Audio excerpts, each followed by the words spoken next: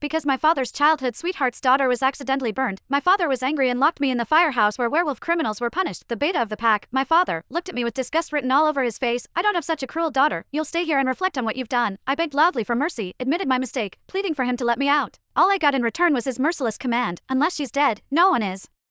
To release her, the firehouse stood isolated at the edge of the territory. No matter how much I screamed for help, no one could hear me. He assigned the housekeeper to set the room to spray fire every 2 hours. The burns were excruciating, my werewolf healing barely keeping me alive between sessions. 10 days later, he finally remembered he had a daughter and decided to let me out. But what he didn't know was that I had already died in that firehouse, never to wake again, because my father's childhood sweetheart's daughter was accidentally burned. My father was angry and locked me in the firehouse where werewolf criminals were punished. He assigned the housekeeper to set the room to spray fire every 2 hours. The burns were excruciating, my werewolf healing barely keeping me alive between sessions. 10 days later, he finally remembered he had a daughter and decided to let me out. But what he didn't know was that I had already died in that firehouse, never to wake again. How is that rebellious she-wolf doing? Does she know she's wrong now? In the vast beta's villa, my father's question rang out like thunder on a clear day. The pack members nearby tensed visibly, their eyes lowered to avoid his gaze. The pack housekeeper answered tremblingly, her hands clasped tightly together. Sir, Miss Scarlet is still in the firehouse. My father's fingers, tapping impatiently on the mahogany armrest. His jaw clenched as he exhaled sharply. I've been too lenient with her all along.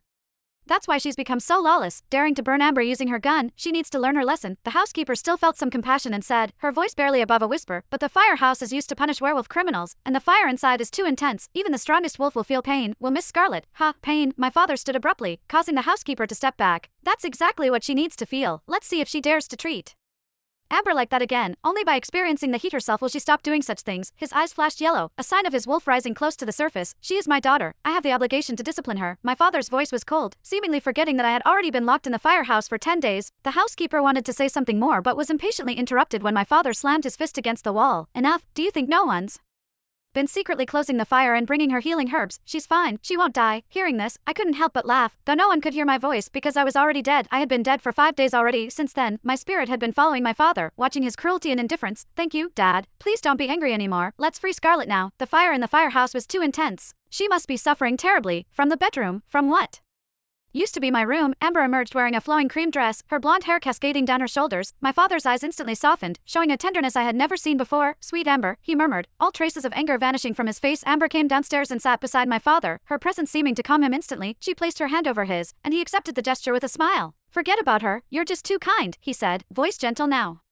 She burned you on purpose with her toy gun, causing your wolf to become so weak now. She deserves to be punished. Amber's face showed concern. It might have been an accident. No, my father cut her off, his tone hardening again. I know my daughter. She was jealous of you, always has been. When speaking of me, my father's eyes were as cold as if he were talking about an enemy. But why? Wasn't I his daughter?